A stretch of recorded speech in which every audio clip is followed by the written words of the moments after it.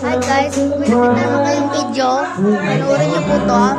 Makakakuha na po ako ng pudal na aso. At ang aking aso na si Skyler kung sino yung namatay. Hindi po na totoo na nakill po siya ng someone. Fake lang po talaga yun. Ang totoo lang po talaga bago sa ibig sabihin. Pero totoong patay na po siya. Baby pa lang po siya, namatay na po siya. Ewan ko pa sabi ko naman po explain ko sa inyo lahat kasi may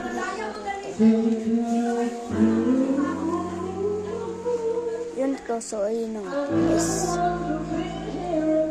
Tinatanong ko sa mama ko kung asan si Skyler. Sabi naman ni mama, patay na siya.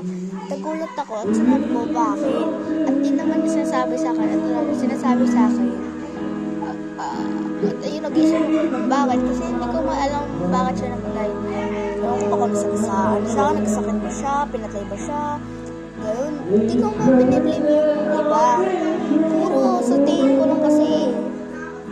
Alam niyo rin, meron din ako isang aso na tinaga ng isa. Totoo yun guys ha, totoo na yun. Sabi ko totoo. Hindi ko kasi alam bakit ko sinabi na sinaksak siya na ng baysaw. Kasi hindi ko man alam yung totoo kung bakit namatay yung aso eh. Baby pa lang siya, so nakakakuha na ako ng putil. Malapit na, pagka-uwi ng ate ko sa tikat sa kasi parang malapit na siya umuwi kasi a couple of days na siya uuwi guys. So kukuha ako ng putil, baby pa lang siya. So sabihin ko sa inyo kung sino yung mga aso naman si Yogurt, tapos si Nam, si Mochi,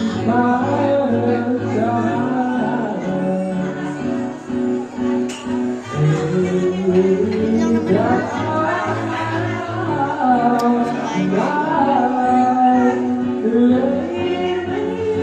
At guys nga pala, pag nakakuha na ako ng papakita ko sa kanya kung anong lahi niya.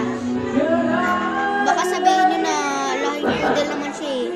Ganito yung ang inibig sabihin kong lahi, kung toy poodle mo siya, teddy, ganun. Kaya mga teacup, male, ganun. So gusto ko kasi yung toy. So kaya okay lang kung hindi toy yun. Basta mabait lang naman. So ipapraise ko siya ng mabuti guys. So thank you sa panonood na to. At di po ako nandito para sa like at subscribe. Mga basher po dyan na po alam sa kwento kasi di naman nyo po alam ang whole story. Bye.